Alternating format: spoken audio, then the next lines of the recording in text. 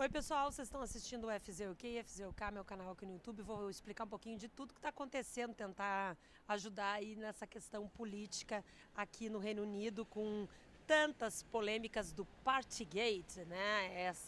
Esse escândalo de festas ou celebrações ou quebras de regras de lockdown. Então, se você quer ficar bem informado aqui, assina o canal, compartilha esse vídeo que eu estou sempre atualizando os assuntos da hora aí no Reino Unido.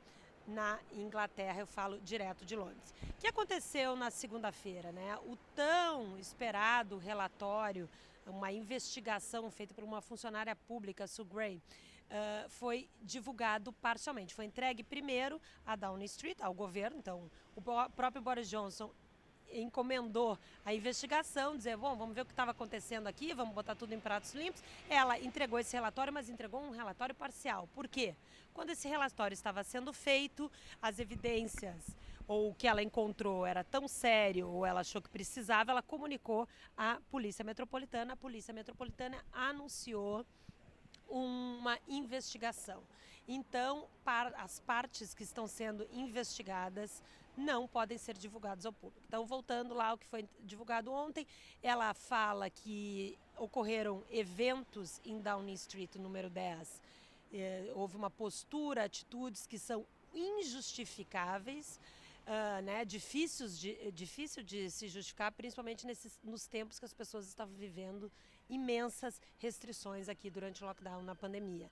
Existem 300 fotos, então a polícia tem acesso a esse material, trocas de e-mail, mensagens de WhatsApp, e ela também afirma que houve uma falta de liderança, então aponta direto aí para o primeiro-ministro, e que comportamentos adotados durante esse período não são compatíveis com o comportamento de pessoas que trabalham no serviço público, ou se espera, ou pelo menos o cumprimento básico de regras. Também ela aponta algo que já se especulava muito aqui, um excessivo consumo de bebidas alcoólicas. E por isso, o primeiro-ministro, quando recebeu esse relatório, foi ao parlamento, primeiro começou pedindo desculpas e disse que temos que nos olhar, né, de frente para o espelho, revisar os nossos erros aí. Tem muita gente que criticou justamente essa frase dele, que ele devia ter dito, eu tenho que revisar os meus erros, não colocar, né, incluir todas as pessoas que trabalham lá, já que ele é o grande líder, mas ele assumiu e disse que está esperando as conclusões da investigação da polícia. A polícia vai ouvir, vai entrevistar algumas dessas pessoas, quem sabe, como estão citados, deve inclusive escutar a mulher do primeiro-ministro, a Carrie Simons, e o primeiro-ministro. Porque lá em Downing Street, número 10, a gente olha, quando a gente vê nas imagens, tem aquela portinha do número 10. Mas é uma série de prédios conjugados por túneis que tem outros prédios de serviço, de locais com atividade com serviço público, né, onde esse núcleo duro, esse principal escalão do governo trabalha. Então, eles entram ali por aquela portinha que a gente vê, mas tem outros escritórios. Então, essas pessoas que estão envolvidas, que trabalhavam lá, se fala que tem mais de 100 pessoas. No endereço lá, na portinha do lado, fica Downing Street número 11. E é ali que o primeiro-ministro mora, num apartamento no andar de cima. São 3 andares, é ali que ele mora. Então, há de 16 eventos que esse relatório apontou que aconteceram durante os 2 anos aí de pandemia, 1 ano e pouco, 12, né, estão sendo investigados pela polícia agora. E 4 teriam ocorrido no apartamento, na residência oficial do Boris Johnson. Inclusive, teria sido a mulher dele que teria convidado. Então, tem muito ainda para ser esclarecido. Não é o pior momento dele, o momento mais dramático, tipo que se espera para amanhã, ou uma renúncia, ou esse voto de não confiança, ele realmente ganhou tempo, mas é um desgaste absurdo, incrível de imagem, principalmente pelo partido. O que está segurando ainda? Primeiro, não existe um consenso de quem assumiria, quem é esse outro nome para ser o líder do Partido Conservador.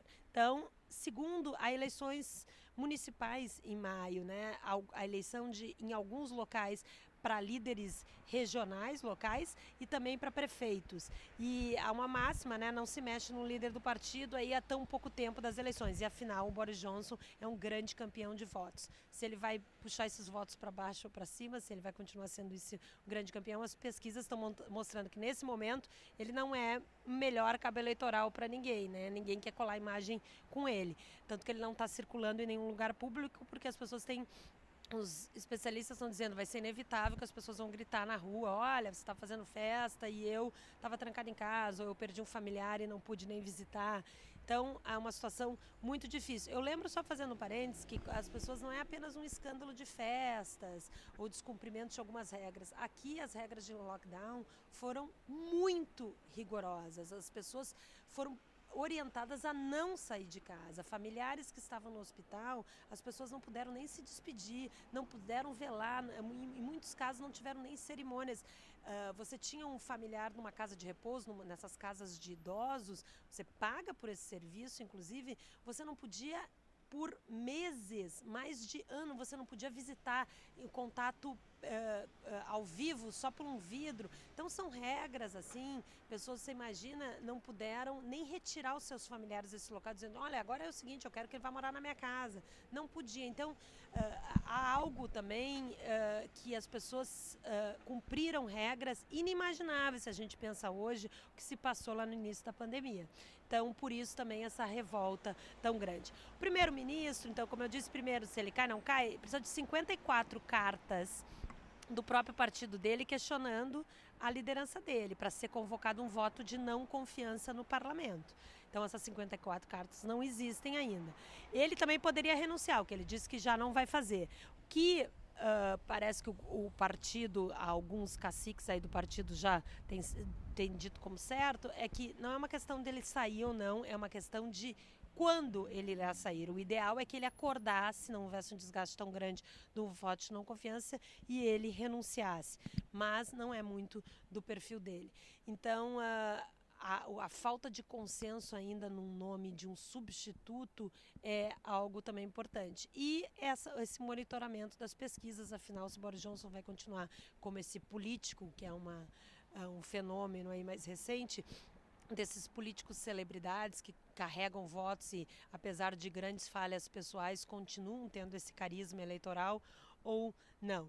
O que está certo é que o governo também estava tentando vender uma imagem ou passar no momento da defesa, dizendo o seguinte, olha,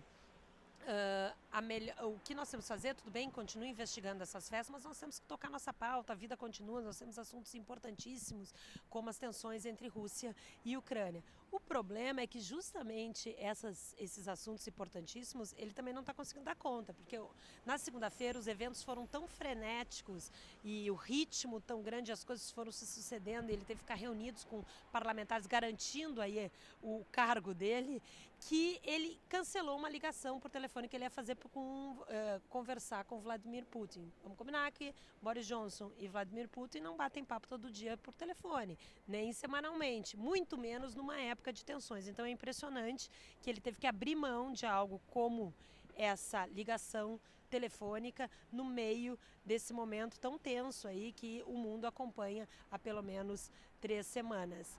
O que ele está fazendo na terça-feira, depois de uma reunião com seu gabinete, é embarcar para a Ucrânia e aí sim tentar voltar, buscar esse protagonismo internacional, esse papel e retomar uma agenda fora da agenda local e uma agenda como um líder mundial, tentando fazer ainda, acreditando na diplomacia, tentando fazer essa articulação para que esse conflito realmente não exista. Eu vou manter vocês informados por aqui, não se esqueça então, acessa aqui o canal, né? Assina o canal e compartilhe esse conteúdo para quem você acha que curte. Me manda também sua sugestão do que você quer saber aqui de Londres, da Inglaterra, do Reino Unido. Fernanda Zaffari, direto de Londres.